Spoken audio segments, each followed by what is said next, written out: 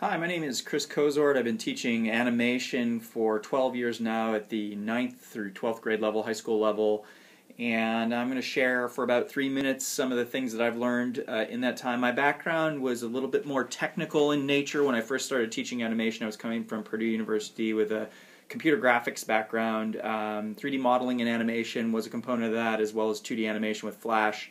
And really, the biggest thing that I've evolved over the course of time in my classes in terms of curriculum is to center in more on traditional technique as the core objectives of the class, made possible through the medium of Flash in the case of my 2D animation class.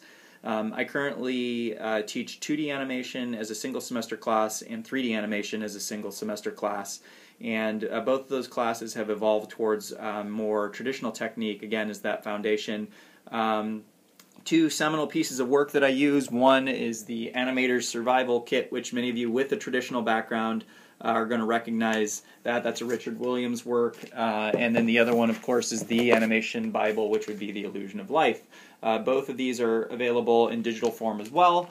And so those two pieces of work are what I focus on in terms of creation of exercises.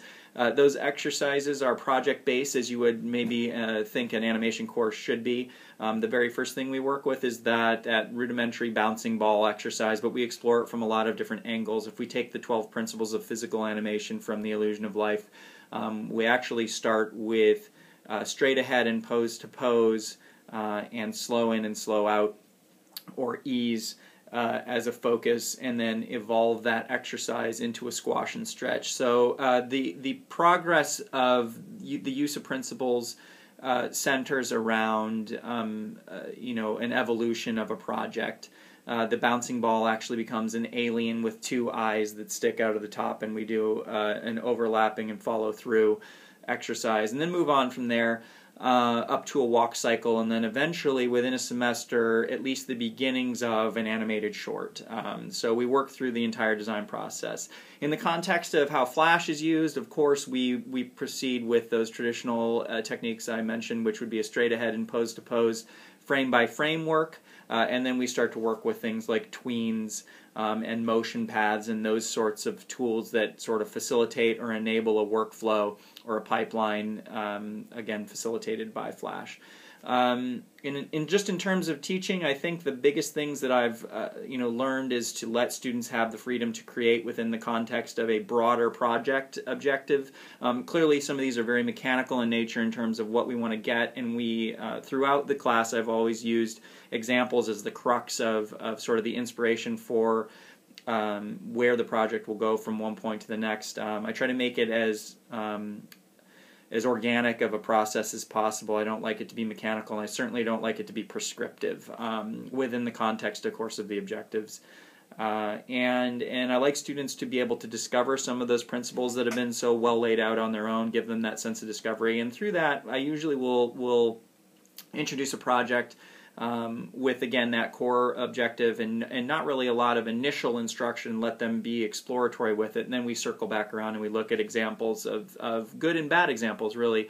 I think some of the harder things to work with are, but that are important, are of course, comparing and contrasting good, mediocre, and poor work. But with the advent of YouTube and the resources that are out there, that's made that process a lot easier. On that note, I also think another big piece of my teaching that has changed is to turn over the reins in terms of the finding of content and resources to the students. Let them drive the research and the content, and I become, in a sense, a curator and a director of the creation and acquisition of those resources, depending on the situation. So that certainly has been a big lesson for me, is to sort of turn over those reins. We think of traditional education as sort of this process of blah, blah, blah, and then do it or deliver it, whereas students have become more and more proficient through the course of the class in really acquiring their own information and knowledge and resources around it and sharing with each other. So facilitating that has been a big piece of my teaching overall. Again, my name is Chris Kozort, and I've been teaching animation for a long time, and I would say, it's a great subject. It's a growing subject. Certainly, you wouldn't be watching this video if you weren't passionate about teaching it, and I think it's only going to continue to grow in terms of relevance and application in a broader perspective. So good luck, and take care.